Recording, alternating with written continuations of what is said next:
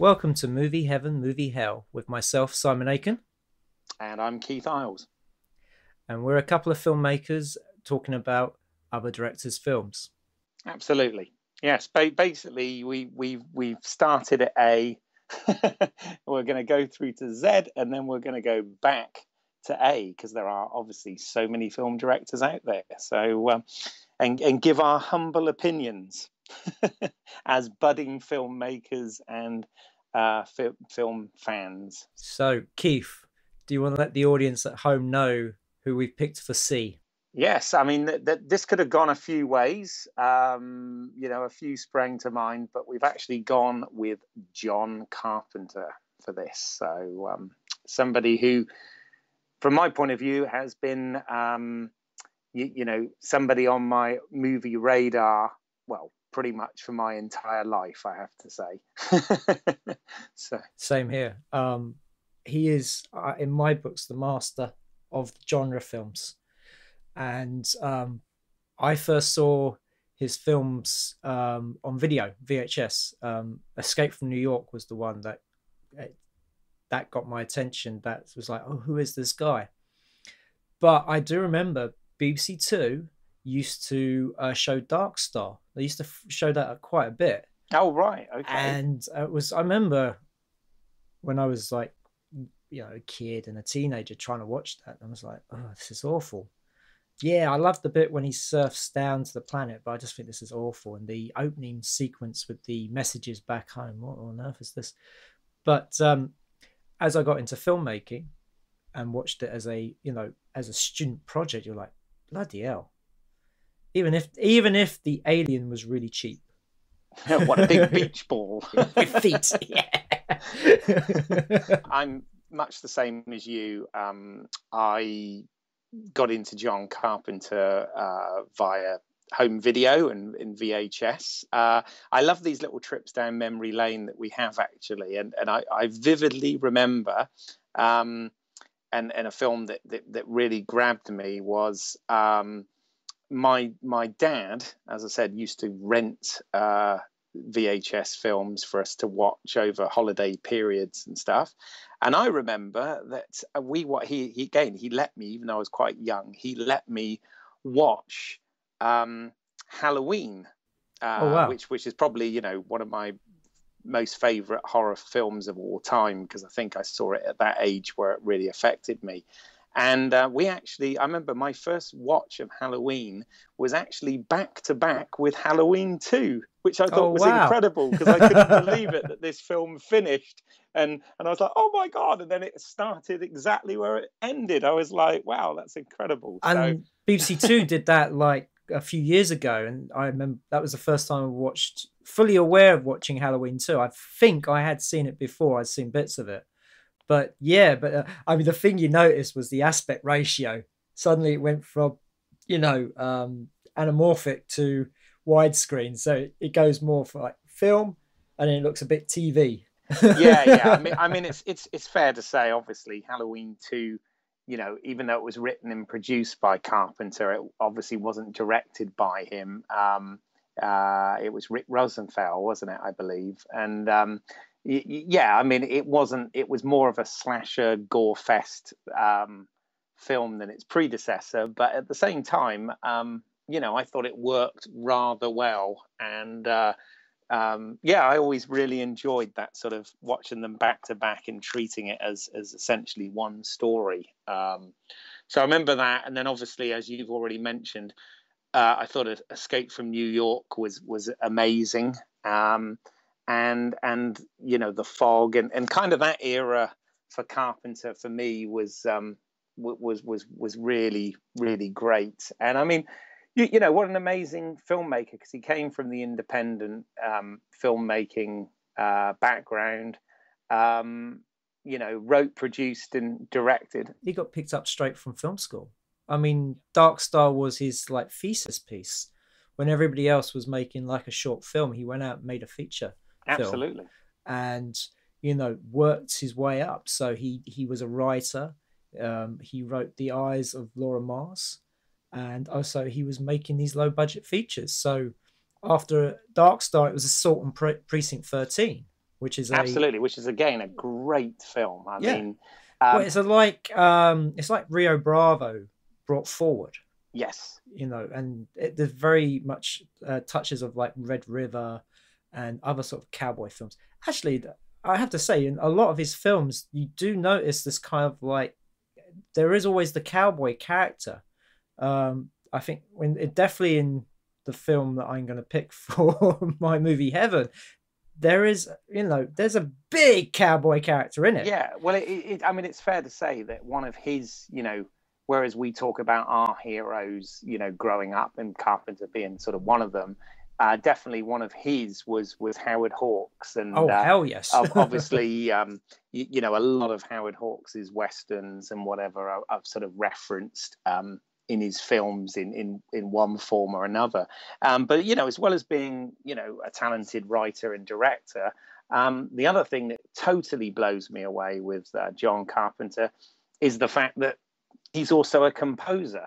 I know he associates with like Alan Howarth and various other composers on different projects, but a lot of the main themes and whatever to some of his movies, particularly of that era, were done by him. And I've often said that's I tend to collaborate with Neil Myers on the shorts that I've made, but it's the one part that I always feel I kind of know what I want, but I have no real control over because I don't understand music. I know what works and what doesn't, but I can't compose my own themes, as it were. And I think the fact that Carpenter does this as well and has done some amazingly memorable ones such as Halloween and Escape from New York and whatever is incredible. Well, I think it's safe to say that he's had a hand in composing all the soundtracks to his films. Absolutely.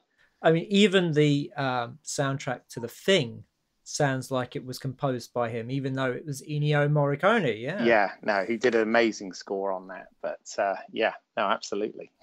I just want to say though, John Carpenter's career is one of those where it had a real upward trajectory, and it reached the peak, and then it fell.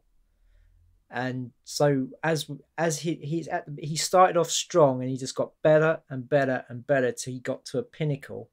And I would say the high point from Escape from New York to Big Trouble in Little China, and then he started to slip. And you'll notice this in our picks for movie Heaven, movie Hell.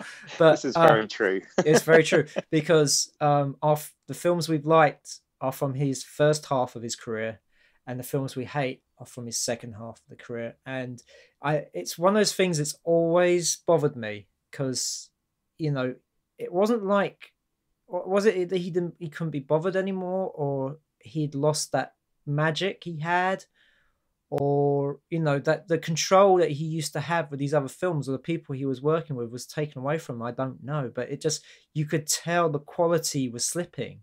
Yeah, no, I would love to be able to argue with you on this point, but I felt that as well. I mean, I commented on another podcast, certainly early in his career with some of the independent cinema that he was doing.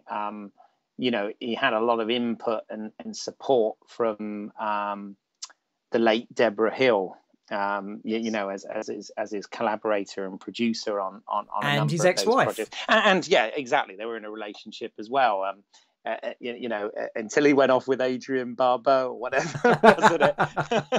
But hey, we're not here to knock the man's personal life, but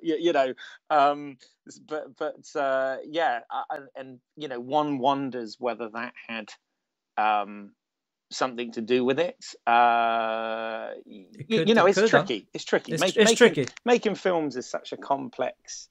It's such a complex thing with so many different people involved and in the sort of whole creative process, that it's really odd sometimes to know, why some things work and why some things don't. And it's not always about money, because quite frankly, when you look at him, back in the days when he didn't have massive budgets, quite possibly were his better films. Well, I always think of the other director who always springs to mind who had a similar trajectory with his career as Francis Ford Coppola.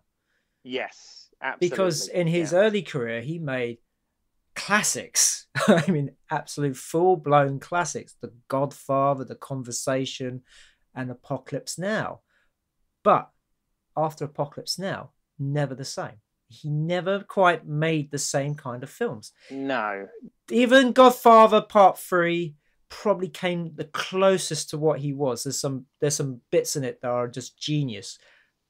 But it's not a great film. No, I mean, obviously, two. Coppola's another C that we could have, I guess. But, or maybe FC for who knows? No, it's C. But if you, as you well know, I like my commentaries, and there is a rather interesting commentary to what I think is a fantastic film of his on Dracula, and in that he does talk a little bit about his career since and the movie business today, or in inverted commas, whenever he recorded that commentary, and spoke about things like studio interference and money and marketing and the fact that nowadays he just prefers to do his own sort of personal little projects and things. But it's quite interesting. But as I said, I won't go too much into that, because obviously we're here to talk about not the great Francis Ford Coppola, but the equally great John Carpenter. Yeah. Well, let's get into it then. Actually, for a change, I would like to start. Go for it. Yeah, I mean, I sorry, I usually let you guide this, Simon. So I don't have any dibs on it whatsoever. I'm happy to take turns, sort of, for you to go first every time. I want to start because I want to start off with a great story.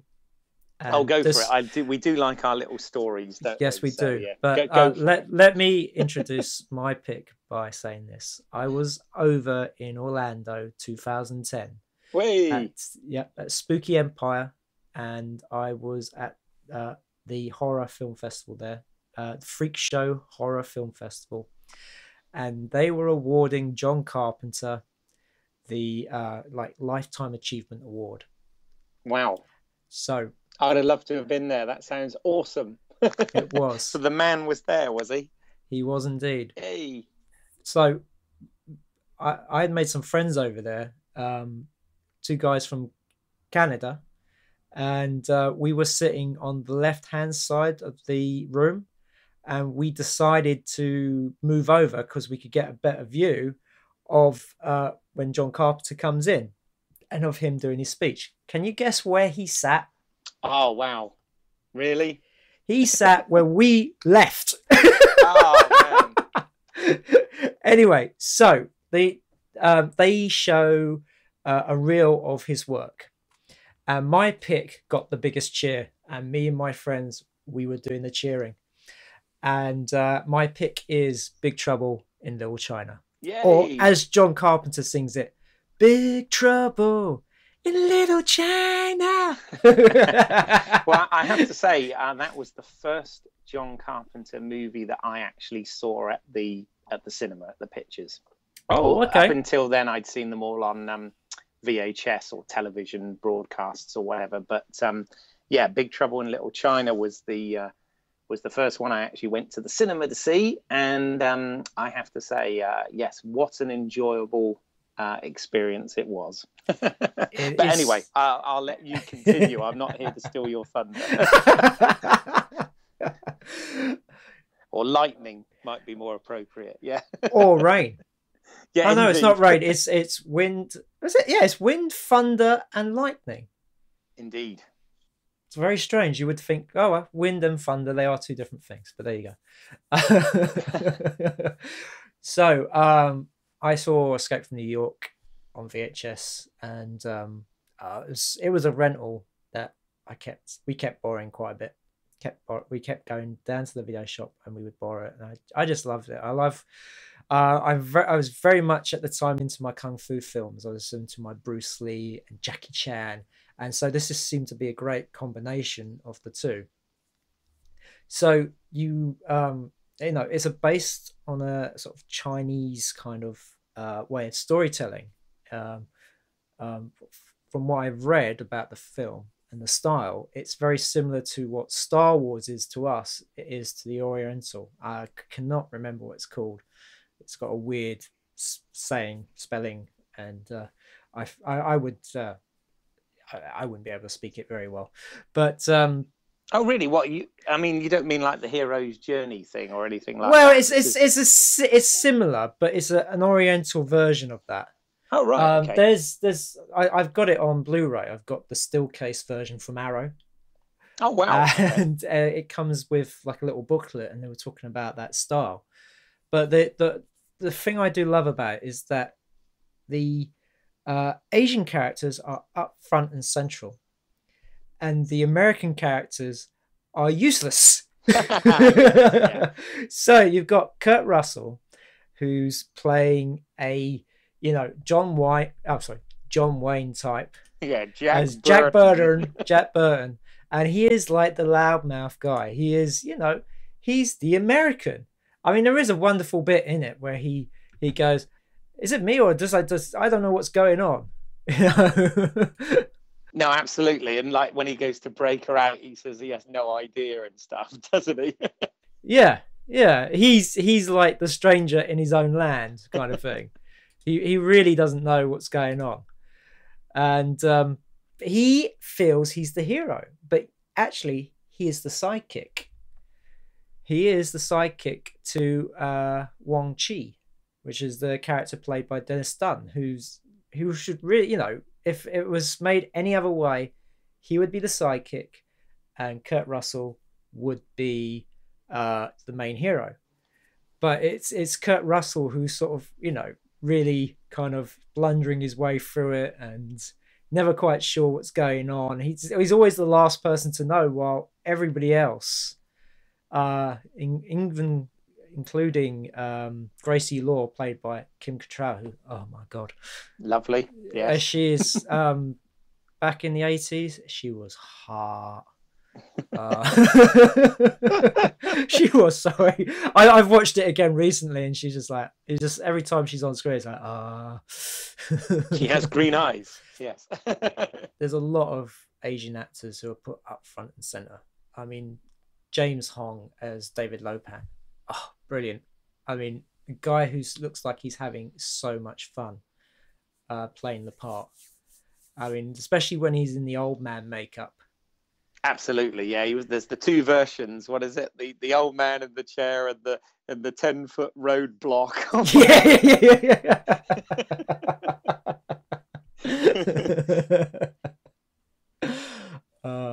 I particularly love the bit when Kurt Russell goes in disguise into the brothel looking for a girl with green eyes, and is just like, "Hi there, you know, I'm here to kind of," you know, he's like, I guess what their version of a geek would be. Absolutely, yeah. He's talking about his wife bought in the tie and all that stuff.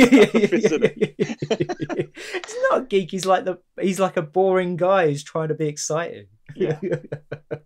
No, I mean, well, so far we agree on most things I've noticed, but on this I absolutely 100% agree. I mean, it was, you know, ridiculous as it was in many ways, it is so entertaining that it was unbelievable. And yes, a bit of a departure, because whereas Kurt Russell played the sort of cool, calm, collected Snake Plissken in Escape from New York, and, you know, sort of played it as a Clint Eastwood type hero in this. Yeah, he sort of steals more from John Wayne, but does it very tongue in cheek as well, and it works for the piece. Great, doesn't it?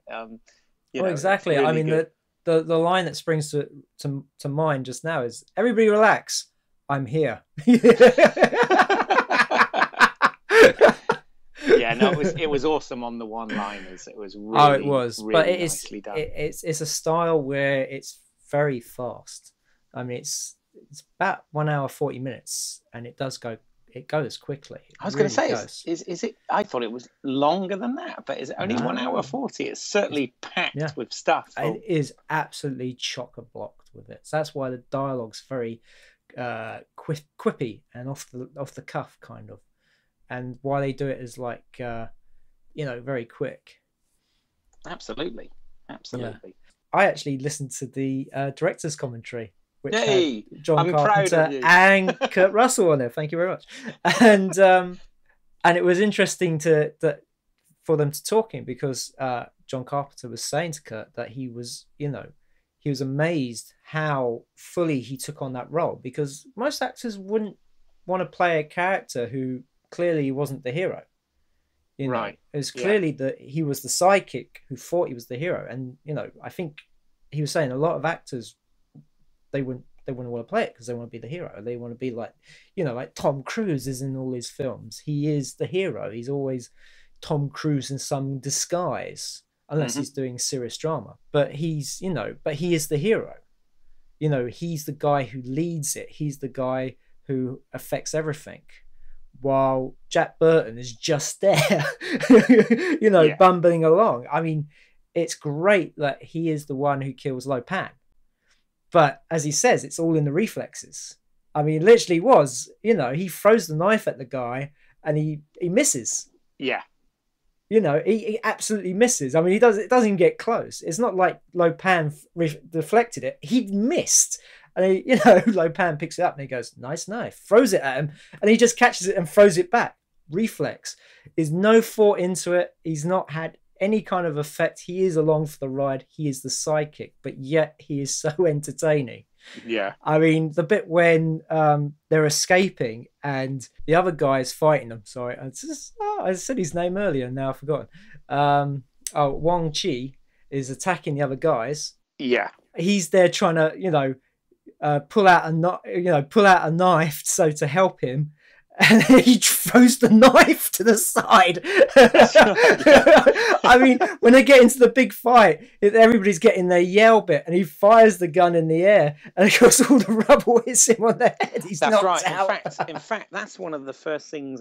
I believe that was in the trailer, and I remember. That's right. It was in the trailer. Yeah, okay. I remember sort of thinking at that point when I saw the trailer, I thought, oh, this is something a bit different from Carpenter and Russell. Obviously, they've worked together on several occasions by that point. And it was, you could tell that tonally this was going to be something quite different to his other work. But at the same time, I remember it being, it being something where there were so many one-liners that me and all my mates, we'd often, quote a Burton, as it were.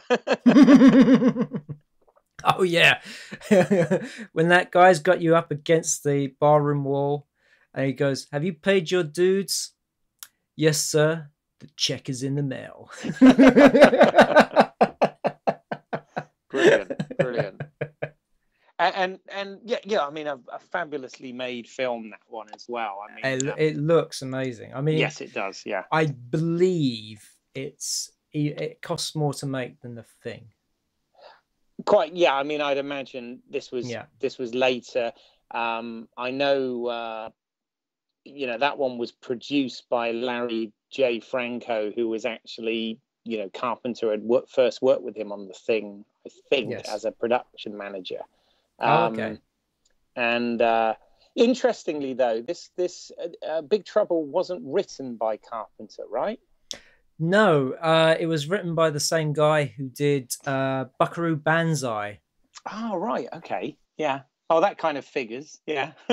Is this W.D. Richer guy? Is that him? Yeah, that's correct. He was the director of Buckaroo Banzai, which, if you haven't seen that film, do yourself a favor. It's great. Do you know, I'm embarrassed to say I'm not sure I have. I mean, I'm very aware of it. It's Peter Weller, isn't it? But yeah, Peter Weller and Jeff Goldblum dressed up as a cowboy. Wow. Okay. Do you know? I'm wondering whether I've actually seen that, which is, as a sort of movie fan, is kind of an embarrassing thing to admit. But there have been a few over the years that that have slipped by somehow, and I think that might be one of them. So Don't feel ashamed, because I hadn't seen that one either until recently. right, okay, Yeah, that cool. was one that passed me by. I don't remember. I remember seeing images of it in like Starlog, but I do not remember seeing it on the VHS shelves. I didn't see it at the rental companies. Nothing, you know.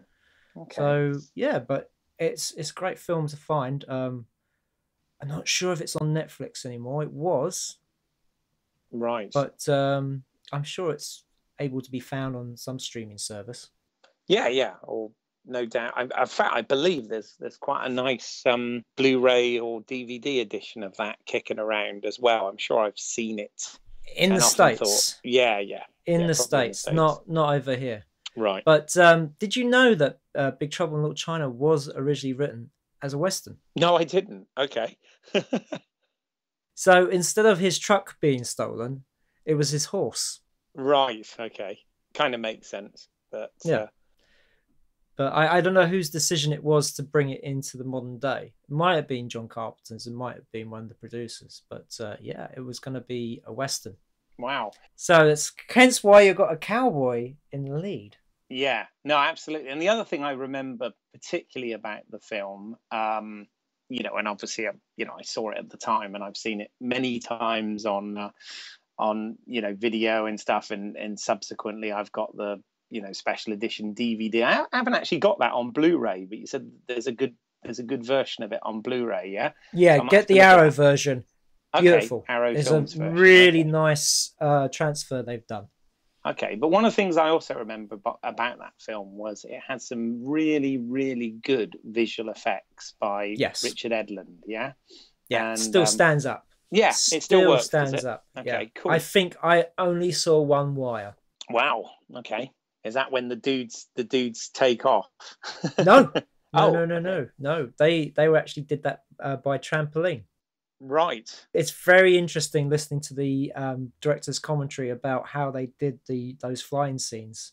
It was a combination of trampolines and rear view projection. Right. Okay. I mean, they do have some pretty amazing. I seem to remember a sword fight whilst flying through the air. That's right. Yeah, yeah, that's right. Between Wonky.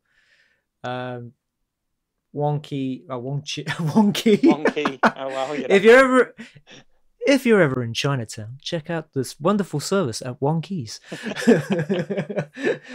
Wong Chi, he has a fight with. I have a look at it now. It's actually rain, not wind. Right. Okay. So we got that wrong. The three characters were thunder, rain, and lightning, which makes a lot more sense than thunder, wind, and lightning. It does indeed. Yes, absolutely. I mean, I have to talk about Victor Wong as Egg Shen. Yep. With his 8 demon belt. Indeed. Yeah, absolutely. I still love the scene in the lift when they're going down, and Jack Burton's going. He's got lipstick on.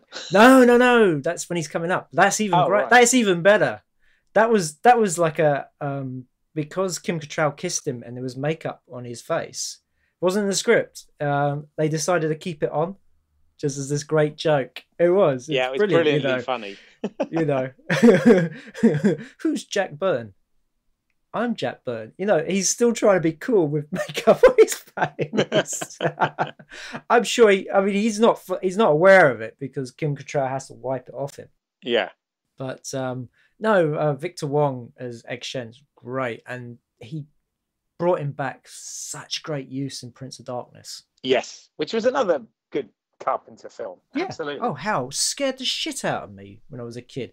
I mean, the whole idea of being evil being contained in a container and being in some liquid form. Yeah. And the shots with the mirror, with the other world just being inside the mirror, still haunts me to this day. Especially the last shot when the girl knocks the son of Satan into the mirror, and you can just see that last bit of light where she floats away. Right. Yeah. Oh, creepy! I'm even thinking about it now. It's creeping me out. always good to have a bit of Donald Pleasance involved in stuff as well. Indeed. I mean, it was amazing there was such a gap between Escape from New York to Prince of Darkness. Yes. Because he had made, quite a few films in between, which had no Donald Pleasance in it. Oh, the great Donald Pleasance. Sadly missed, along with many others, but yes. So it's a great fun film. I mean, it undermines the American image of what a hero should be, and it's really stands up today. I mean, it's my favorite film of John Carpenter's. It's, if you're feeling down and you want to pick me up, that's the film I'll pick up and watch. Exactly. No, I mean, I agree with you. It's fun.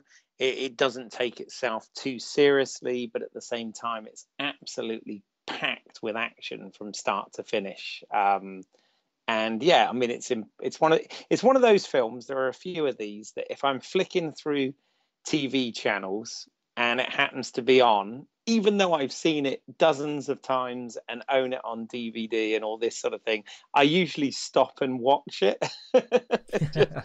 just Yes. because it's just one of those types of films, isn't it? Oh yeah. Let's get on to your choice, because I know we've got a lot to talk about. What's your pick for Movie Heaven? Well, my pick for Movie Heaven, and it was tough because, as I said, I'm a big fan of Halloween, Escape from New York, The Fog, as well as others. But the one I've actually picked, when I had to sort of sit down and think, right, what is the one I'm going to pick for this? I have actually gone for The Thing, okay? And there's a little bit, as there always is with me, there is a story, there is a backstory to this, and God,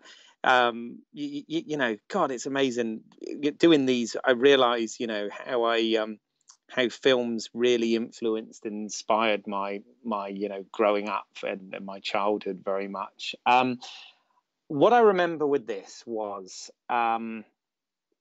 again, my dad was very cool with or my parents, my mum and dad were very cool with me watching movies and stuff. They used to talk to me, well, because I was always interested in how movies were made.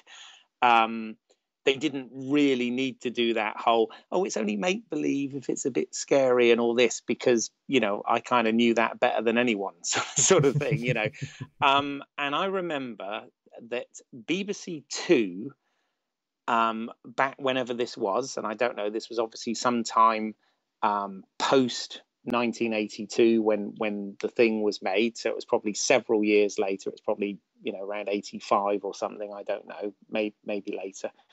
That BBC Two did something really cool. First of all, obviously BBC Two would always broadcast, as they still do, without commercials, but they had a they used to do a season where they would have a movie and its remake played back to back over an evening. And what they would do is they would have, and I can't for the life of me remember who the host was, but it was kind of the equivalent of a Mark I know Kermode. who you're talking about. Yeah, it's like I said, Alex Cox. Is that who it was? I was going to say, I know yes. It was like a film historian. I can't remember what it's called, and that is bugging the hell out of me because I've talked about this quite a bit. Right. Well, I remember, very cool. I was allowed to stay up and watch it, and because it was on of an evening, maybe a Saturday evening or something. And he introduced, first of all, The Thing from Another World, which is the Howard Hawks, Christian Nyby film that obviously inspired The Thing, which itself was taken from a novella by John W. Campbell called Who Goes There, which was written back in the 30s or something. And they played that film, black and white film, and immediately afterwards they played. They had a short introduction, and then they played John Carpenter's The Thing. And I remember being both, excited and terrified by this film, but also absolutely just blown away by the visuals. Yeah, blown away by the grotesqueness of this creature. Obviously in the Howard Hawks film, it was a slightly different adaptation. and it was James Arness essentially playing a creature. It was a sort of man in a suit thing. It looked a lot like the sort of Universal horror monster movies of that time. And obviously with the thing, John Carpenter's The Thing, he employed the services of the great Rick Botin to do the special effects, and it just looked incredible. And I watched it in preparation for this. I did actually watch it again, and okay, the effects at the time, they were makeup stroke animatronic effects, yeah, but the design was very cool, and on the most part, I would say they hold up today. They do indeed. I've actually seen The Thing on the big screen. I went to a John Carpenter all-nighter. Wow. Yeah. I went with our fellow filmmaker Clive Ashenden, and we saw Halloween, The Thing, Escape from New York, Big Trouble in Little China, The Fog, and They Live. Oh my God, that sounds like movie heaven night to me. It was, apart from The Fog. I'm not a big fan of The Fog. Really? Oh, I do like The Fog. It's don't like the remake, but I do like The Fog. But it was one of those films that also we could have done with showing that one a bit earlier, because they put that near the end. By the way, I realised I said Rick Botin. I meant, of course, Rob Botin. I'm so sorry. Yeah, okay. Yes, for my, and also some work done by Stan Winston as well, who we've mentioned on previous podcasts. The creature itself is just so horrifically beautiful. Yes, they are like modern sculptures. I mean, the two faces converging together, but stretched out in this, really rigor mortis grin. Horrible yet fascinating. The dog thing, when they interrupt the thing taking over the dogs, and you see this sort of these arms break out and the big eye, and then I always thought it was a flower that that bursts out. They're dog's tongues with dog's teeth on them. Yeah, but in a sort of flower shape. Yeah, in a sort of praying and also when Blair is doing the autopsy on it, and you can see like the dogs that were really misfigured with the teeth all off in different directions, and just horrible stuff. But beautiful at the same time. No, absolutely. I mean, absolutely work of art, and it is. I mean, it's mainly Rob Botin. Stan Winston came in to help with the dog effects, just because they were sort of pushed for time on that, and he gracefully admits that it was really Rob, so who was very young at the time. He was only sort of in his about 22 years old, and the only film he'd done before was The Howling. That's right, yeah. And obviously Carpenter had seen that and was quite impressed, and he was a big Carpenter fan of Carpenter's other work, and he apparently made himself quite ill making it, because he lived at the studio. Yeah, exactly. He worked like round the clock for weeks on this stuff. But I think you can see it's a labor of love, because, as I said, the finished work and the way they did it. I mean, again, this was pre-CGI and all this sort of thing. It was all animatronics and makeup and puppets and things of that nature, and they really used their imagination, to do this, using a guy who was actually an amputee for the scene where the arms get chopped off. Dr. Copper. Yeah, exactly. Yeah, and he actually made a mask of the actor in pain as well to put on him. That's right. So it's just the one shot as well. It's the wide shot.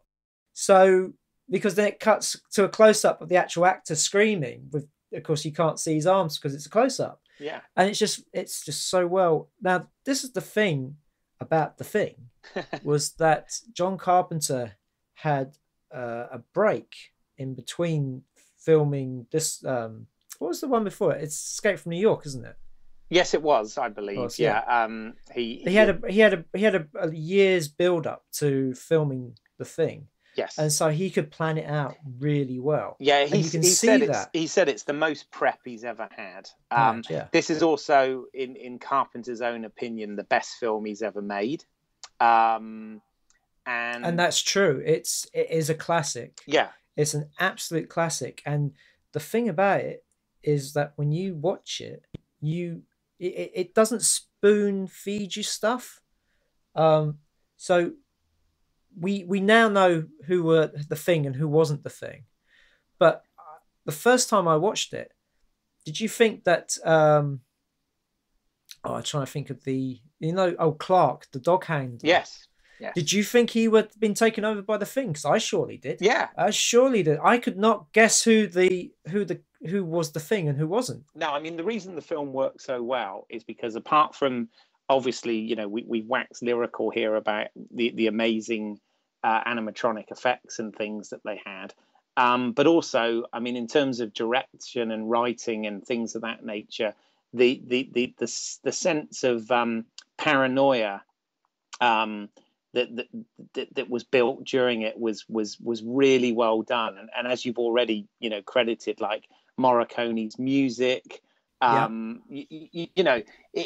it's really solid and it works. And I mean, he took, he obviously was a big fan of Howard Hawks, as we've already mentioned, and of the original The Thing from Another World, which he used on the TV screen in Halloween. And that's right, yeah. In fact, in 2007, they released this really good double DVD of it, where Carpenter actually does a commentary on the original film. On the Hawks film, which is actually pretty good. Yeah. I imagine that'd be great, because he loved that film. He did. The thing he did wonderfully was, yes, he went back to the original source of who goes there. Absolutely, yes. But he also brought in stuff that he loved from the original. Now, I've seen the original as well. I've seen it recently because it was shown on BBC Two. And there's stuff in it that works really well, and there's some stuff that's really hokey. I mean, the fact that it was a big carrot monster. And, and there was none of that paranoia because it was a separate entity. Yeah. And they just kept hiding in the agricultural part of the base. Also, there was a woman involved, and it was very, that kind of 1950s stuff, but wonderful ending with about Watch the Skies. Yeah, no, absolutely. You never know. Absolutely. But the things he kept was the words burning into the screen. Yeah, the simple title effect, but very effective. Yes, absolutely. Where you see the ship crashing, which I always think Predator nicked for the opening of their film. It's very similar, isn't it? It's very similar, very similar. No, I've always thought that. And I know they put that at the beginning of Predator because they wanted to show that there was this science fiction bit, because, I mean, you don't see the Predator for a long time after the film starts. If it didn't have that bit at the beginning, you'd think it was just full-on action film, and commando sci-fi action type movie. Yeah, no, absolutely. Yeah. And also the seeing the ship in the ice. Yeah. And the block. Yeah, which he used the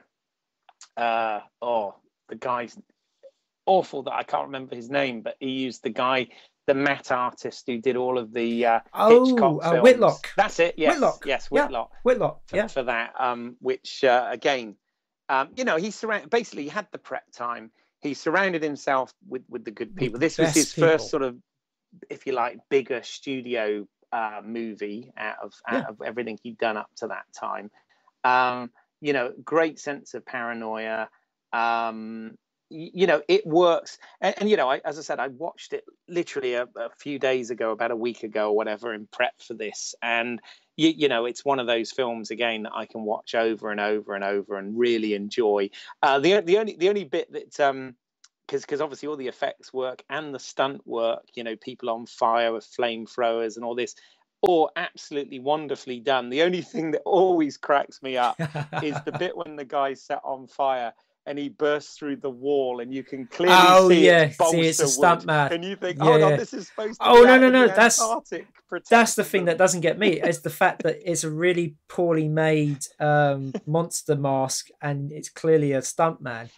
Because it went from being like, I don't know, it's like a crocodile's head, isn't it? Yeah. That grabs Niles and chomps down onto his head. Not Noel's. Windows. Yeah. Yeah. He chomps down on, and then when you see him, it's kind of looking like how it did when he first started changing. Yeah. Yeah. No, I mean, I'm not taking anything away, because you know that work is so well done, and those stunts are so dangerous. I mean, also the stop motion and kind of makes you giggle a little bit. I mean, basically, and again, hats off to Carpenter for making this decision. Is obviously a hell of a lot of work went into the stop motion animation scene that was going to be towards the end of the film, and because on watching it, even though it was incredibly well done by those craftspeople that did it, it was you could tell it was stop motion, and there was no way of smoothing it out with CG like you can now. It wasn't just that; it was also kind of scale and everything. Yeah, kind of. So he decided to not include it in the film, and I think well, he included parts of it, but he didn't have the whole creature, because it was sort of there's only a couple of shots that stop motion, and then the rest is an animatronic. Yes, yeah. No, I mean, in the film works great, and of course, it did spawn a sequel graphic novel by Dark Horse, which that's right. Yes. Funny enough, because when I tend to do these, I sort of completely immerse myself in the world, and I looked on Amazon or whatever to see if you could get these graphic novels, and they're going for about 170 quid. They're obviously quite rare, and I haven't read them. I remember when they came out, there were Dark Horse comics, and unfortunately I didn't buy them. But I do remember the sort of the covers, especially the guy his face is screaming as he's being pulled back by a thing. But have you seen the alternative ending? Where it's the one where he's sitting in a chair and he's being debriefed. Yes, that's on the extras on the Blu-ray. Yeah, not quite the same, is it? Yeah, exactly. I mean, that's the Hollywood ending, but I kind of like the bold choice to go with the dark, ambiguous ending that he decided to go with, and I think absolutely that was the right choice. Did you ever play the video game? I didn't. No, right. Sadly, I did. I'm not really a gamer because I'd never leave the home. The game sort of takes place directly after the film finishes. So there's a Marine troop, and they turn up, and they're trying to find out what's happened to the base, and they see all the damage and everything. And then there's another military base, where they're trying to keep control of the thing and turn it into a weapon, which is the usual thing that a lot of the comic books done. With the Alien comic books, they did a similar story where Newt and Hicks were on Earth, and Weyland Yutani was trying to turn the aliens into weapons, and they go back to LV-426 in the second series, and there's like a military base there where they are trying to train the aliens into being weapons for them, very much like Day of the Dead. Right, okay. But yeah, with the game, at the end, when you're fighting the big monster boss, MacReady turns up in a helicopter. Oh, wow, okay. Which is the point I was trying to get to. Right. The long way round, but yes. The game was interesting for the time. I was PlayStation 1, I think, or PlayStation 2. I remember kind of enjoying it. I remember the artwork for it. Yeah, because the artwork became the DVD cover for a while, didn't it? And that was like, what the fuck? It did. Yeah, on a sort of re-release, yes. Yeah, because the Streusen poster is brilliant.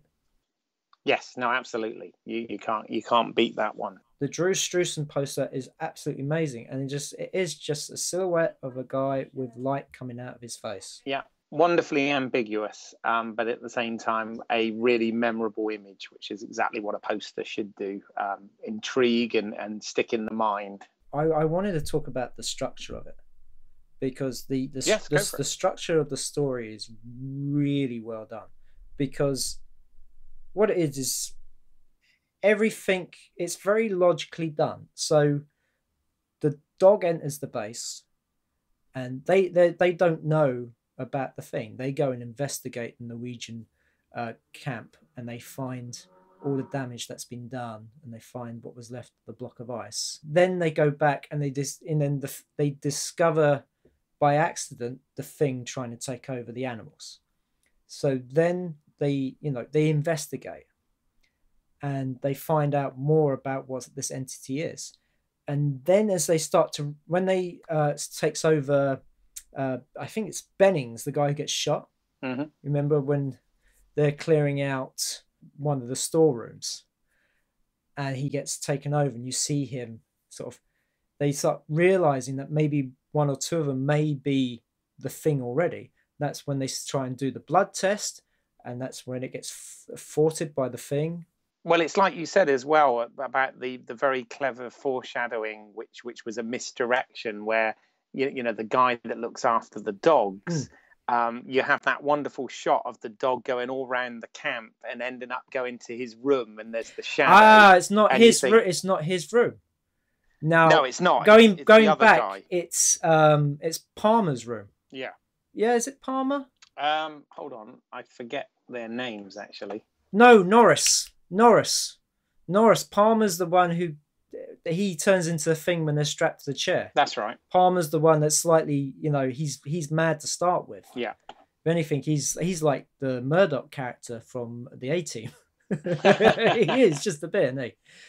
But yeah, everything, everything has a very natural progression.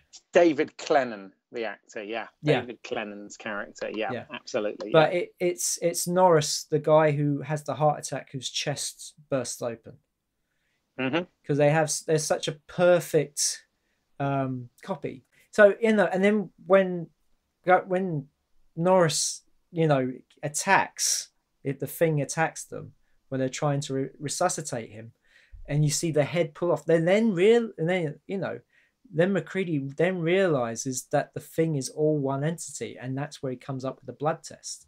And then they have to, once they find out who's the thing within their little group, then they have to go and check Blair, and that's when they discover that Blair has been turned into the thing. And I think he was actually infected very early on, because you always see his pen going into his mouth after he touches the bodies.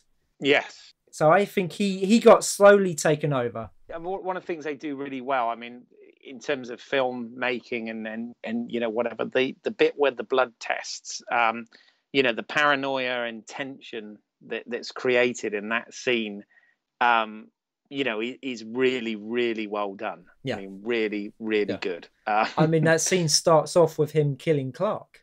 Charles doesn't believe that he would kill somebody. Yeah. And he's, pushing McCready, and Clark has sort of seen his chance to sort of take McCready out, and he's slowly sort of sneaking up on him. And when Charles backs down, that's when he sort of he goes for it, and McCready reflex again, shoots him. It's all in the reflexes. But yeah, I mean, we were all convinced that he was a thing. No, absolutely. It creates tension. Tension and paranoia is really well done. Visual effects are beautifully done.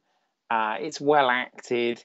It's wonderfully, setting it, having the setting in the sort of, Outpost 31 station, being really remote, gives you that whole, feeling of claustrophobia and being trapped in one place. And, I mean, it ticks all of the boxes there. And I like the bold decision as well to sort of not have any female characters in it and sort of make it this completely male orientated story. Carpenter decided to do that quite early on, and the only female voice is the chess game thing which is Adrian Barbeau does the voice of that as a little bit of trivia. Okay. But yeah, he likes doing that because the voice at the beginning definitely Escape from LA, and I think from Escape from New York is Jamie Lee Curtis. Right. Okay. Yeah. Absolutely. Brilliant. I know you're a fan of the prequel sequel. Okay. I'll let you go first. Okay, well, absolutely, really unnecessary. Um, it, yeah, I know they try to do this thing where it's like, oh look, we've gone back to the original to John Carpenter's The Thing, and we've looked at all the footage of them in the Norwegian base, so we try and replicate those things that happened. But then I remember watching the film, and I think there was one or two things I thought were pretty good, but the rest of it was a bit. It seemed very rushed. The thing would not attack from a defensive point or when they were alone. It just literally go, "Oh, it's time to attack now." Blah. Stupid things like they were in the helicopter taking off, and suddenly the guy starts thinking out, and you're just like, "Ugh." And that's the fact that they had done practical effects for it and then replaced them with CGI. And it's like, what the fuck? Why? What? And I don't know if you've seen the original practical effects. They were They were really good. good. Yeah. No. Absolutely. Why the fuck did they put CGI all over it? I don't know. And then of course the end title sequence where they connect that film to John Carpenter's The Thing. Now I know you like that. I don't. I felt it was very tacked on. It was kind of like an afterthought because the helicopter you see at the beginning of John Carpenter's The Thing just flies down and the guy runs out who I believe was actually attacked by the Thing. So it's quite possibly the Thing chasing the dog, which, so the Thing is chasing the Thing from what I can tell. And I'll say the only thing I liked was when the first guy gets attacked and they stop it and you can see him being digested. Mm-hmm. I thought worked really well. The stuff with it not being able to absorb metal, like fillings and stuff, I thought was, oh god. Yeah, okay. You couldn't do the blood test, so you had to come up with something else, which and yeah, I wasn't a big fan of it to start with. I thought it was a really bad idea.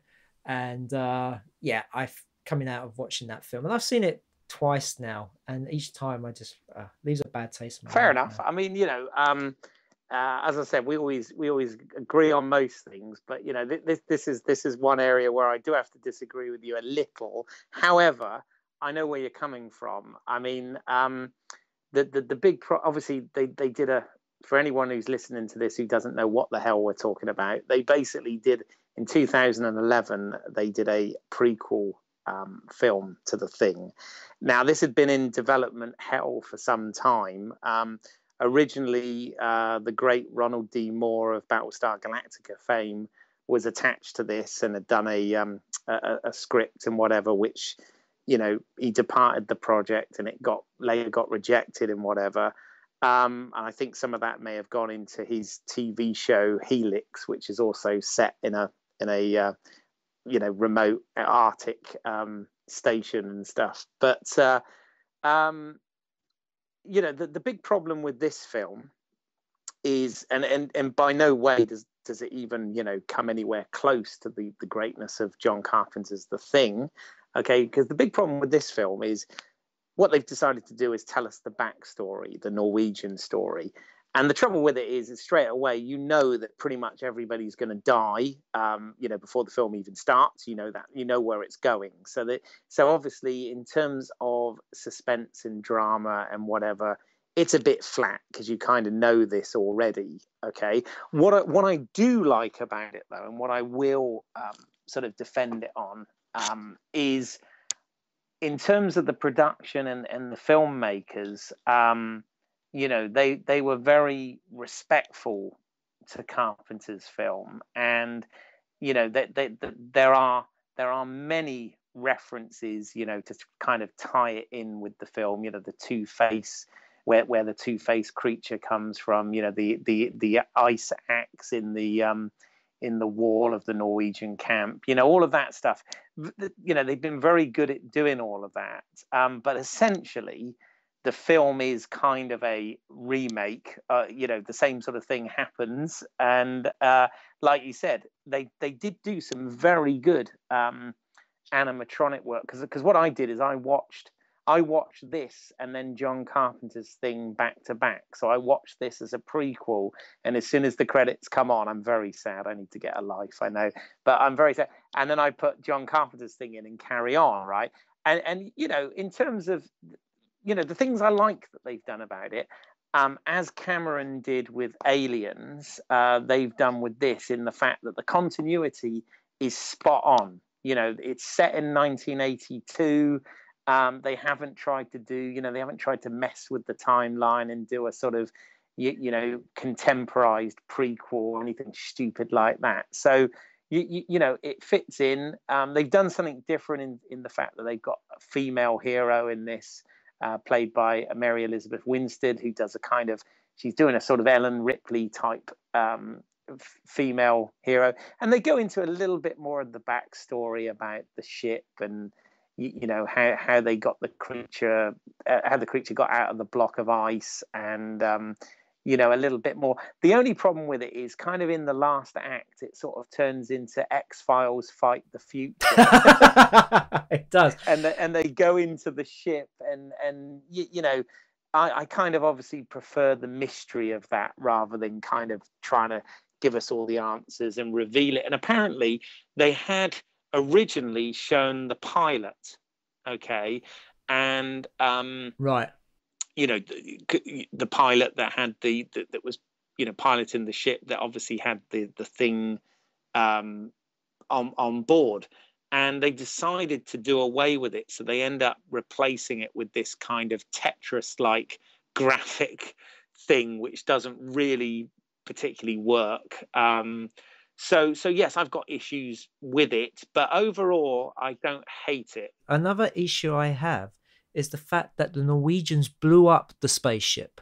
In The Thing, in John Carpenter's The Thing, the Norwegians blow up the spaceship. Yeah, so how in the prequel can they into the spaceship? Seriously, no. Basically, it's completely buried under the ice, and what they do is they blow the ice off that's above it, which reveals it, which is how you see it in the matte painting in John Carpenter's film, if that makes sense. They just surround it and they set the charges to blow the ice off the top of it. No. I tell you why, because there is a shot before you see the explosion. They've actually uncovered part of it and they placed thermite charges on top of the ship. And also, one of the characters said they blew it up. Because what they're doing is they're trying to, the stuff that you see on the video in Carpenter's The Thing, they were basically recreating what you see on the Norwegian videotapes, yeah, which is where they find the ship under the ice, but they blow the ice layer off to get access to the ship, and then they notice the guy in the block of ice, which they take back to the camp. The other thing as well is that in the prequel, it's not uncovered. It's quite low down. It's like in a chasm with ice on top of it. Yet in John Carpenter's The Thing, it's clearly all of it is exposed. I think that's because I think the idea there, and maybe it's not executed that well, is that they blew the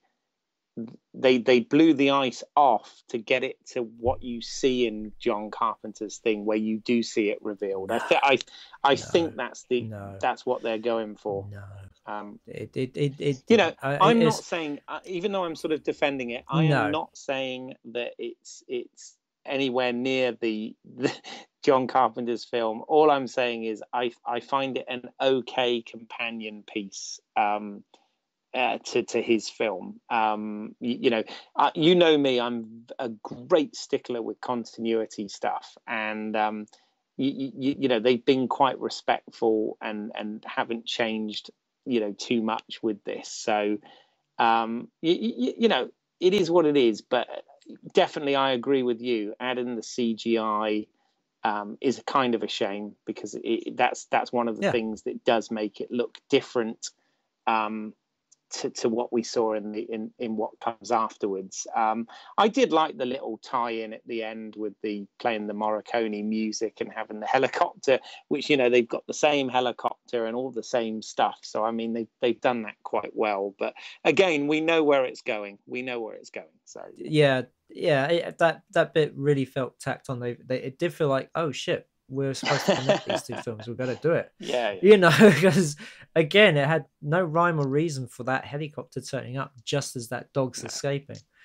I mean, it's compared to some, it was a cash in. It's a cash in. I mean, at the end of the day, that film was just made so that they could keep the title The Thing, and also just let's try and make some more money. There was no heart. There's no,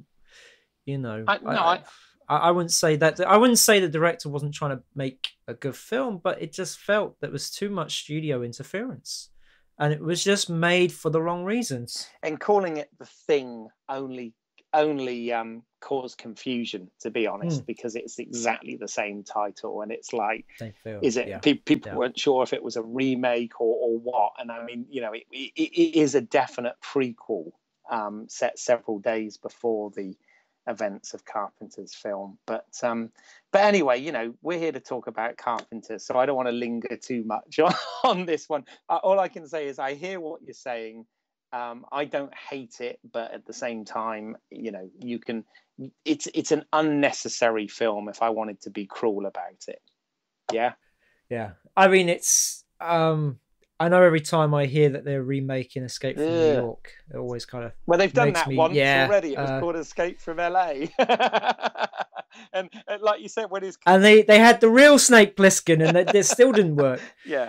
Every time you hear who the casting's going to be, you're like, oh dear, eye roll. Gerard Butler. The last I heard, but I haven't been keeping tabs on that. I mean, again, that would be fucking with one of my favorite films from my childhood. So yeah. Same here. So it's one remake I would like not to be seen. I mean, I think had The Thing 2011 been a remake, I'd have been really pissed off. But I think because they tried to do a prequel, even though essentially a lot of the same things happen, I haven't got so much of a problem with it. It's not like they're trying to erase Carpenter's film. That was the only good thing about it, that they didn't want it, because it is. I mean, when it came out, it was just bad timing that it came out against E.T. Carpenter's, yeah, no, absolutely, yes. Worst timing. And so it's that whole, again, when we were talking about Event Horizon, we had Contact come out at the same time. So you had in this case, you had the lovely E.T., the lovely alien, and then you had the horrible alien with The Thing. And of course, people would want to go and see, the family-friendly alien, The Thing. The Thing? No, E.T. But they should have seen The Thing. The E.T., which was also a universal, a U audience, so anyone could see it. Whereas, but I think this has been the story of John Carpenter's life, is that his films have always sort of been ahead of their time. So when they've come out, they haven't done very well at the box office, and I think that's part of the reason why there was kind of a down dip in the middle of his career. Okay, which leads us nicely to movie hell. So, my pick for movie hell is Village of the Damned. Okay, which I have to confess I've seen, but not in any recent years. And I actually like the people involved in it. It's got Christopher Reeve and Kirstie Alley, right? And Mark Hamill. Oh wow! Okay, I forgot Mark Hamill was in it. Brilliant. He plays the priest. And you have Michael Paré in there as well from Streets of Fire. Wow. And all of them are wasted. Now, I remember seeing the 1950s original. I actually came home early one day from school, and it was on BBC Two. And I remember sitting this and being absolutely riveted by this film. So when I heard there was a remake made by John Carpenter, I was like, fuck yeah, I'm there. We rented this on video, and I just remember going, "What the fuck?"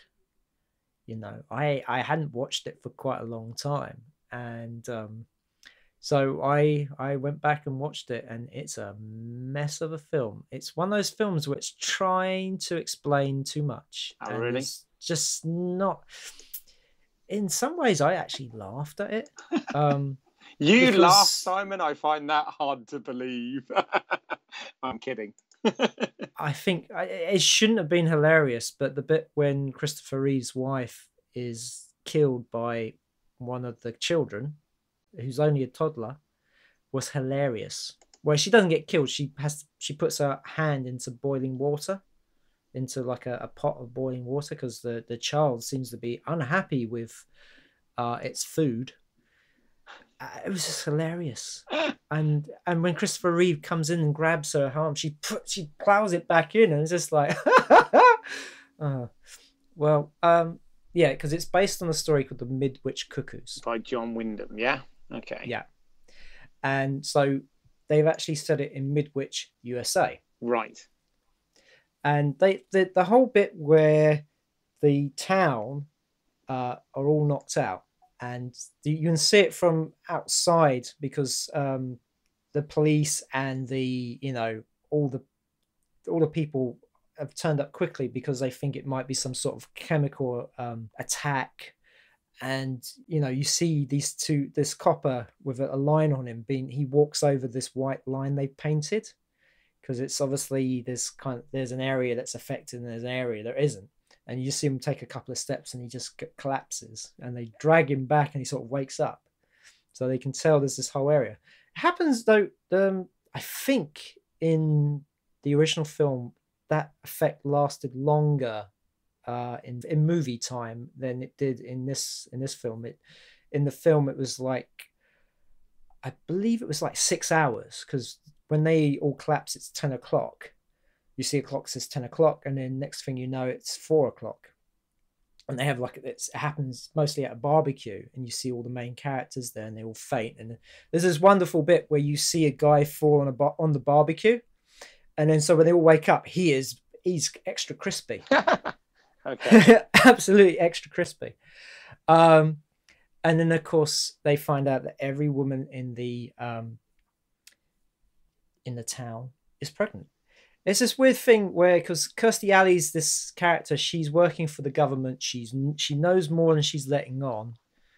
And, she does this thing where she says, if you go through your pregnancy, we'll give you $1,000. And everybody's like, oh, okay. Because they have this scene, they have like this village meeting scene. And I was like, oh, it's just a bit like Blazing Saddles. I was expecting sort of cows to walk through, and they're all really angry. And then Kirstie Alley says, oh, we'll give you £1,000. And everybody's like, okay.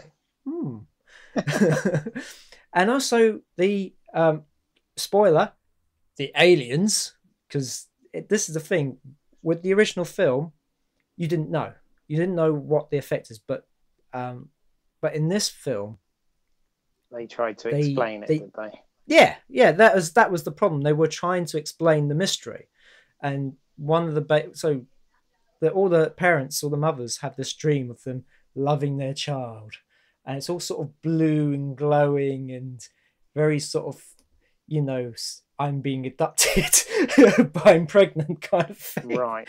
And they're all very happy. So quite interesting then. This is another film then that is a remake of another film that comes from a novel source material. Mm-hmm. And whereas obviously we're talking about how The Thing has really worked. Yeah. In this particular instance, this is where he's tried this and it really hasn't worked. Yeah. Well, the thing about The Thing is that he's not remade the film. He hasn't gone back and made the Howard Hawks The Thing. He's gone back to the book, to the novel. Yeah. And they've also come back to the fact that they came up with this wonderful idea that the alien was a shapeshifter, but not only a shapeshifter, but it just took on whatever it copied. Yeah, well, interesting. So it was never just one shape, was it? No. all these different interestingly, things. I heard again another C that we can do it sometime, but you know, we're always mentioning him because we love him. But James Cameron, Yes. I heard him say that originally, when he was doing the first Terminator movie, when he was developing that, he had the idea of like the T-1000 shape-shifting Terminator from Terminator 2 at the time.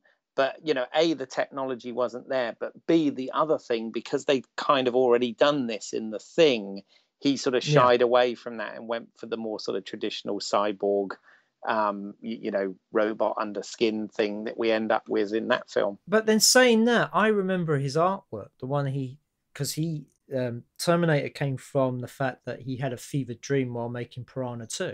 Who wouldn't, right? Yeah.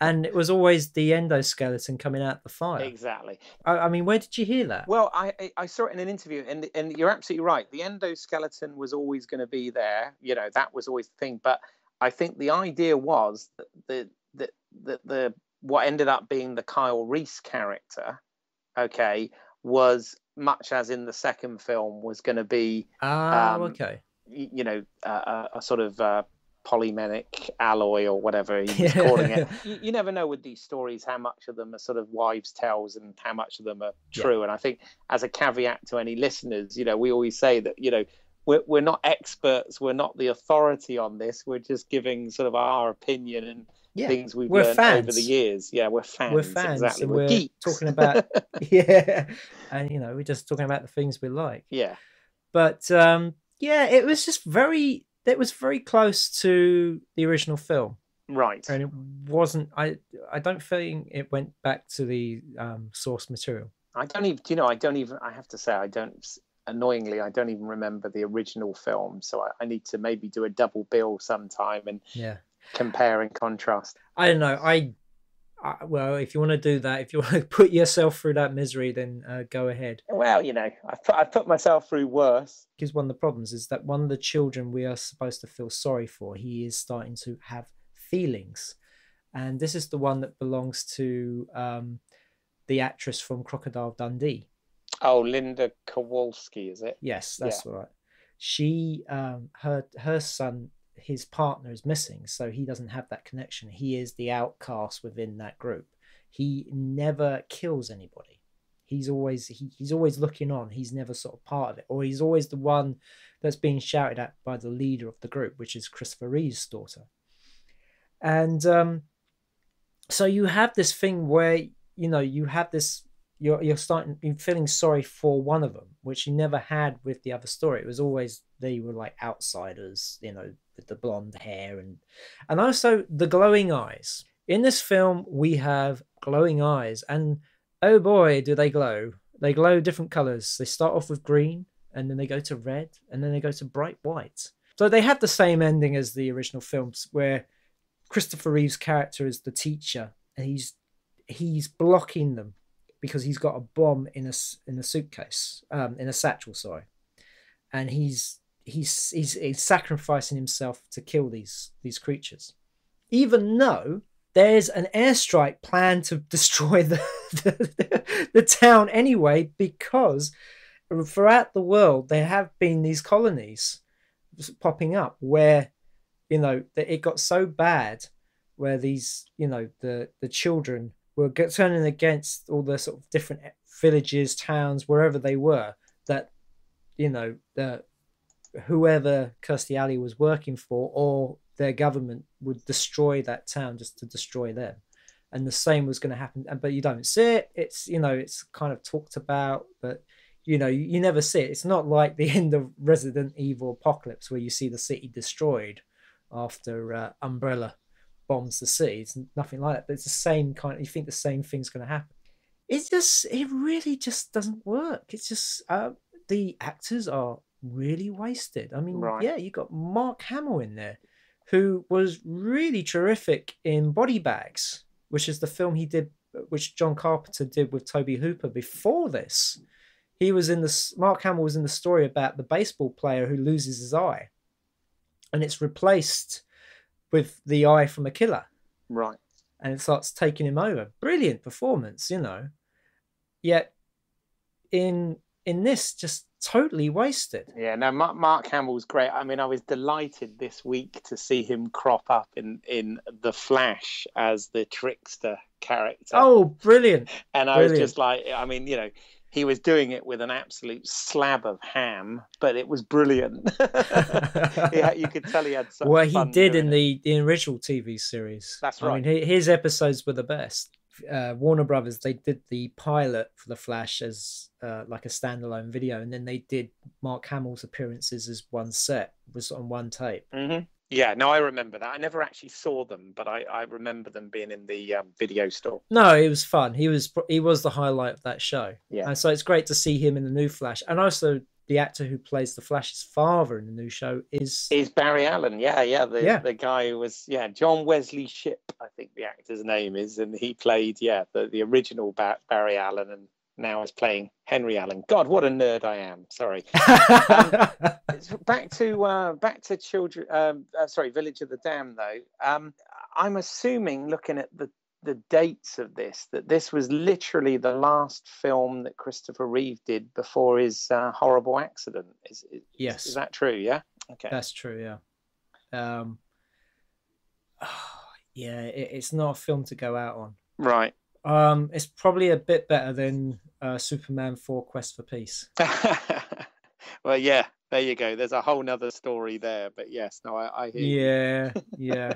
That's one of the other things why I didn't like it, was watching that and thinking he is doing his best in it, and I don't know if he's right for the part for a start. Right. He should have been. I mean, he's a very good actor. He's a very good Juilliard trained actor, and you know, really. Yeah, it's just, and I've seen him in other stuff. Somewhere in Time, I thought he was great in. Oh, I love that. Oh my God, that's one of my that's a film I can geek out on big time. So yes, I hear you.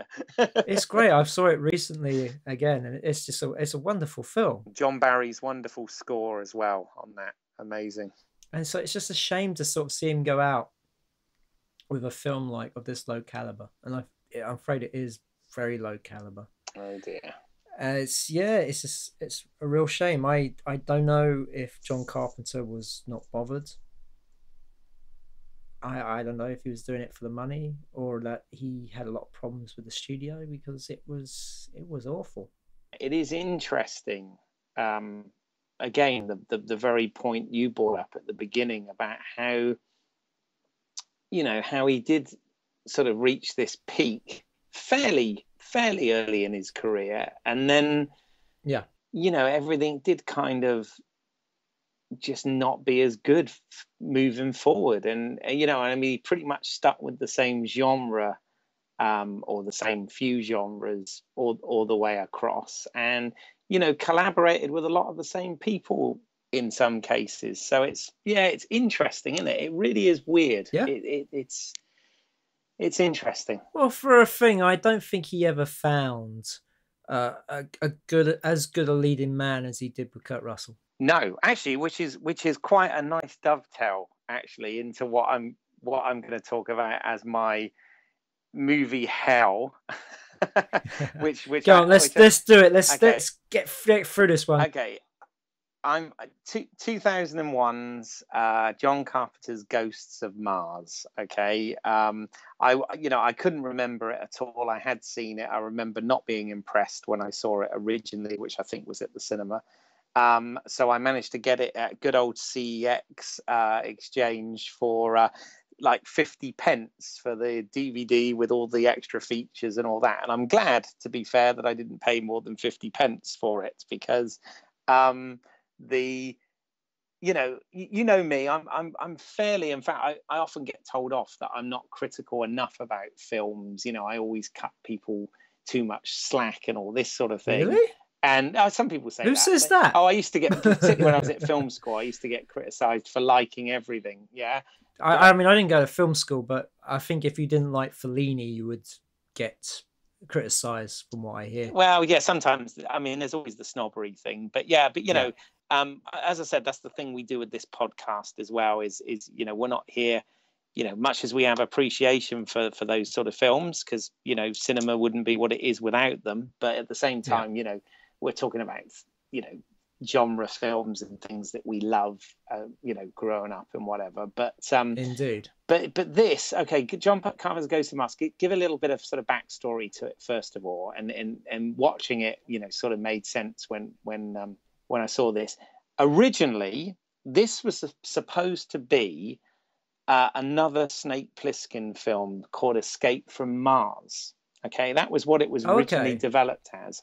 And the thing is, because Escape from LA did not do well at all, okay, it was decided to develop this story into something separate and something not part of that franchise. What you've got is essentially a film that really doesn't work on so many levels, and was obviously a massive flop. Apparently it cost 28 million to actually produce this film, and it only earned 14 million, you know, worldwide box office and sales and things of that nature. Now, you know, did it deserve to do better? Well, frankly, it's pretty bad all round, if I'm going to be honest. I watched it. I'd seen it when it had come out, and I remember sort of I just watched Vampires, which I really enjoyed. Yeah. Because James Woods in that it was amazing in it. He was in a different film to everybody else. Yeah, but he's great. So I had high hopes for this film, and it's a mess. Yes, it is a mess. I mean, let's start with the structure. Okay, well, here's the thing. I mean, basically, I watched the film again, and I also watched. They had a few behind the scenes special features thing, although they weren't very special, to be fair. And I listened to half the commentary, but I gave up because it was basically Carpenter, bless him, flirting like hell with Natasha Henstridge, and who can blame him? But you know, it really wasn't talking about the film. And they say partway through, they're recording it before the film is released. And I'm thinking, yeah. Little do you know at this stage what a turkey you're gonna release here. But yes, structurally, he talks about that in the little bit of the commentary that I did watch, between drooling. He does talk about that. And, you know, I'm not holding that against him. But essentially, it was originally a linear film. Right. Okay. And what happened was, he said in post-production, he really felt that it was very familiar, very much like, you know, other films he'd seen and done, and no real surprise. So he chose to do this non-linear structure, which, you know, I have no problem with films doing non-linear structure, but in this case it really doesn't work, because we start by knowing again that only Natasha Henstridge is going to survive this film, and everybody else dies on Mars in this prison colony. All right, that's right. So you know, although it can work sometimes, this is really bad. But the other thing that makes it even worse is we have flashbacks within the flashbacks. So right, now look, tell the audience how this story is being told. Okay, basically we're set up at the beginning that it's being told at in a sort of courtroom hearing environment, where Natasha Henstridge's character is being asked to basically, she's like a sergeant of this team that had gone to this mining outpost to transfer a prisoner, not Snake Plissken, but a character called Desolation Williams, which is awful, played by Ice Cube. And basically she is being debriefed about what actually happened. So she's, you know, the thing is told in terms of flashback, but then, as I said, you end up having flashbacks within these flashbacks, which really doesn't work. Oh, so flashbacks about stuff she had no idea happened. Exactly, flashbacks about things she wasn't present at. So it's like, yes, how are you able to tell that because you weren't even there? So yes, so straight away, thank you, Simon. You've hit the nail on the head there. There's a major flaw in storytelling right away. So it doesn't work.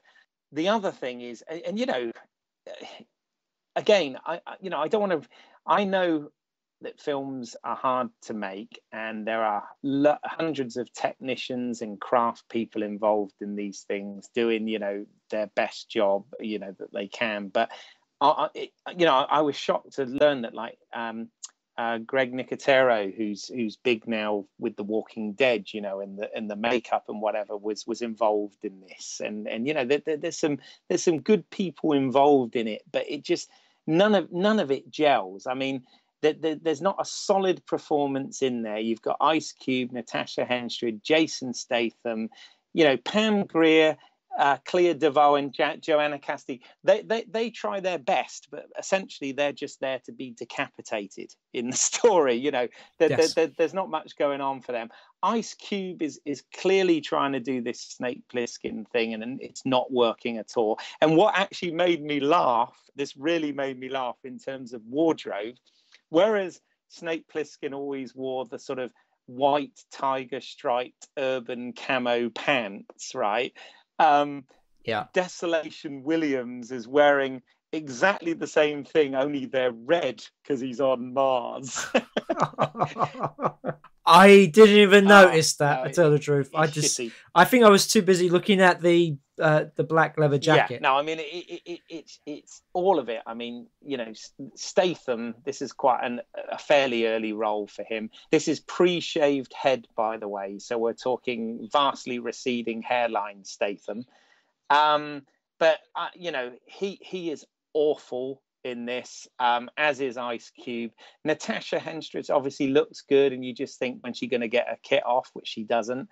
But I didn't mind her. I have to say, I didn't mind her. I think she's probably she's all right. I mean, I think if she was given, I think that's the problem has been that she's just not been given a good role. She has been the sort of, you know, she's there to show off her body. Yeah, well, in fairness to her, she was a last-minute replacement on this film, and she came straight off another project to go into this project with less than a week's prep. So, you know, I take my hat off to her for that. Oh, okay, well, good for her then. And because she was probably the best thing in it. Yeah, no, absolutely. I mean, you know, the basic idea of this film, you know, is not a bad one, but its execution is really bad. And, you know, even the action sequences in this film, the fights, they seem slow and really choreographed and not particularly well done. And a mess. Did you see what happened to Jason Statham and Clea DuVall? Yeah, no, exactly. I thought I missed it. I rewound it, and I was like, where are they? What happened? No. There's no death scene, nothing. They just disappeared. It's not very well done. The other thing, again, looking at Carpenter's career, and just, here's the thing, and again, I'm not going to, you know, I realize that cinematography is an incredibly difficult art. You know, it's one of those jobs that's both creative and artistic, but also, you know, you have to understand the science behind lighting and the mathematics of it. And it's a very technical job as well, you know, so it's difficult. But what I notice is the early films of Carpenter, you know, the Halloweens, the Escape from New York, the Thing, Big Trouble in Little China, all of those, his cinematographer was Dean Cundy, the great Dean Cundy, who's worked with Spielberg and, you know, done some amazing films, and Zemeckis and, you know, all of those great guys. I noticed this is the same DOP that did Village of the Damned, which is Gary B. Kibbe. Yeah, I had to say I had a few problems with some. For one thing, Village of the Damned did look like a TV movie. Yes, there were some odd choices in lenses. They used a lot of fisheye lenses for external shots of houses, so you kind of had this bowing effect. Okay, which I can see them going, yeah, this would be this, you know, so things look a bit askew and a bit off, but it just doesn't work. It wasn't portraying anything. It just was a bad choice in lenses. Right. Yeah, I was going to say, if you're going to do an effect like that, it has to be you know, for a reason, and to make the audience feel a certain way or project a certain thing. And yeah, sometimes you know, these things don't work. I mean, Ghost from Mars, lighting wise, for me, was just too lit, if you know what I mean. It did look like a sort of 80s video. In fact, it looked like a film made from a different era than 2001. it's obviously it's the red planet, so everything was dyed red, and they filmed it outside in the desert in New Mexico, and they shot it all at night for everything and whatever. And I appreciate, these things aren't easy to pull off, but I don't know. It really, on no level did this film, in my opinion, really work at all. I mean, even the soundtrack, which Carpenter did with Anthrax and some others, it didn't have like a theme that you could remember or hum along to or anything like that. And then as for the ending, it had this most cheeseball, tacked on ending where this whole story's happened, and the court tribunal briefing thing is over, and you see Natasha wake up, and obviously I'm sure they put this in a bit for the legs and whatever, and get dressed and and whatever, and then you see Desolation Williams come in, and he gives her a gun, and they go, right, yeah, let's go kick some more ass, shall we? And it's like, I was like, what?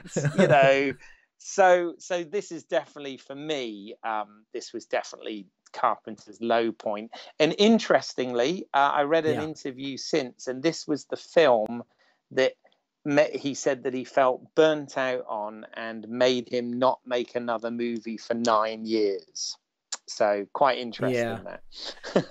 I have to admit, I have not seen The Ward, and I don't know what it is about it, but it's just I don't want to. Yeah, I saw it, but it's not memorable. Let's put it that way. Yeah, I mean, I have seen both the episodes he did for Masters of Horror, which he made after Ghosts of Mars. Right, which I have not. I must admit, I need to catch those at some point. Cigarette Burns, really good.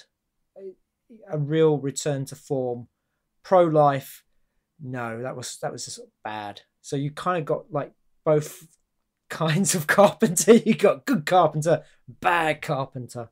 So if you're going to watch any of those, I would highly recommend Cigarette Burns. Give Pro-life a miss.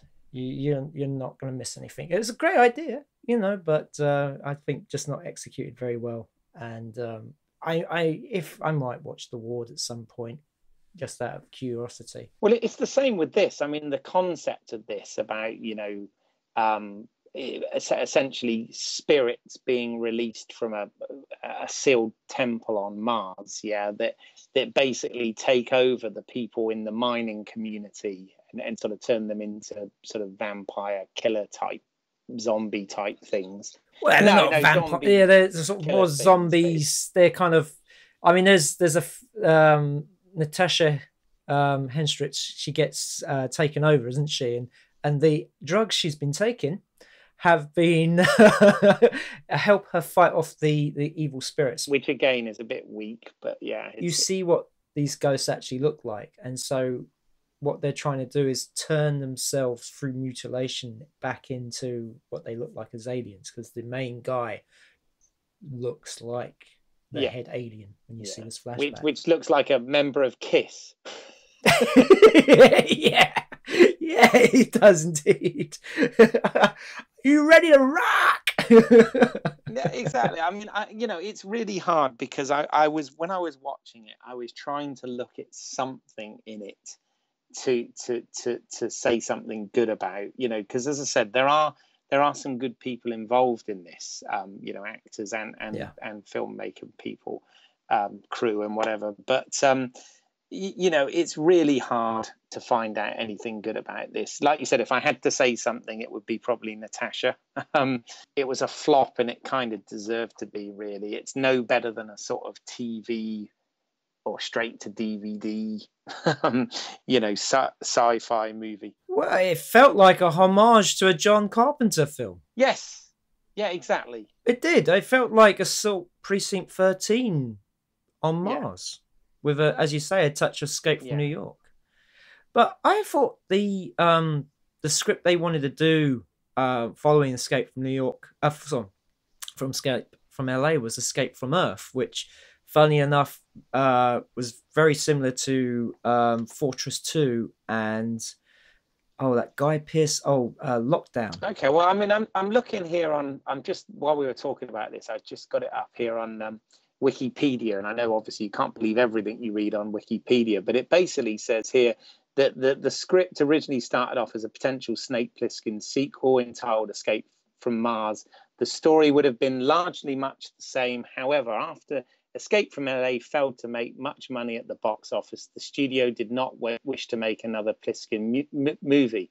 Snake Plissken was then changed to Desolation Williams, and the studio also insisted that Ice Cube be given the part because I believe, and again, it's not saying it here, but I believe that originally Jason Statham was in line to actually play that part, but at the time he wasn't big enough box office, so that they changed it to Ice Cube. Yeah, that's correct. I'm looking at IMDb Right. now, and Natasha Henstridge replaced Courtney Love. That's right. Yes, yes, and came in very last minute, and she'd done 2 other pictures back to back. So you know, my hat's off to her for dialing in the performance she did, really.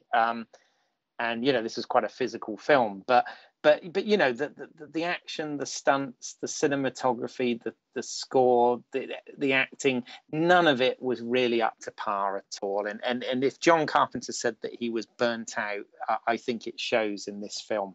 Although when he was recording the commentary, he certainly didn't feel that way at the time. So interesting. Well, no, he was too busy Indeed. flirting. I just want to read this out because I think this is personally quite I'm going to read this out.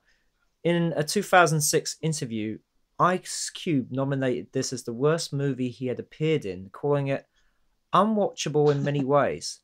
John Carpenter really let us down with the special effects on that one. It looked like something out of a film from 1979. There you go. Well, okay, Ice Cube. Yeah, you didn't like it, though. Bit harsh. It is though, quite isn't it? harsh, but then Harsh. I don't think it's just the special effects that let you down. I think some of the blame can go on you, mate. No, absolutely. I mean, he's not good in it, that's for sure. Yeah. And no, this is it's a terrible film, but I just just because he felt the special effects were bad, obviously that was going to let it fail. you know, and again, I don't want to sort of take anything away from some of the crafts people that do these things, but overall, it's not very good. Yes. I wouldn't be surprised if they had the time for shooting cut down. It's usually the case. They never have enough time to sort of do effects or maybe even come up Well, with I mean, effects. when we talked about Paul Thomas Anderson, and I was kind of giving Soldier a hard time. Sorry, not Paul Thomas Anderson. Paul W.S. W.S. Anderson, sorry, the W.S. No, I was giving Soldier a hard time. I mean, Soldier is much better than Ghosts of Mars. So that's my movie hell for Carpenter. Yes. Well, thank you for joining us for this our longest yet episode. Oh, is it? How long have we been going? I've no idea. I've lost all track of time. Well, it's been longer than Tim Burton. Oh, really? Oh, wow. So if you're interested to see more of my work, you can go to independentrunnings.com, or if you go to YouTube, just put in Independent Runnings and you can find Keith's work at... Yeah, you will be able to find Keith's work on YouTube also at British Eyles, but Eyles spelled as my surname, which is Eyles. Okay. I'm soon to be putting on short films that I've made on there, so you can look at that, comment, share, get in touch, whatever. I really don't mind. So yes, no, it's good to hear you've got a YouTube page. I'm working on it. Yes, certainly check it out. And one other thing I'd like to do just at the end here, and we talk more about this on the extras, but I'll just say that we're recording this on April 9th, 2015. And I'd like to dedicate the episode to a teacher, a mentor, and a friend of mine that was sadly lost this week. His name is Ralph Clemente, producer of many films, and many people that are working in the film industry today had been taught and trained and inspired by this man. One being David Nutter, who I've talked about before, who's currently an Emmy award-winning television director, having done things like Band of Brothers, The Pacific, Entourage, Game of Thrones. He's the consulting producer on Arrow and the executive producer on The Flash, and amongst many other things dating back to X-Files. Sadly, as I said, Ralph died this week, quite suddenly, and I feel very sad about this. So I'd like to dedicate this episode in his memory.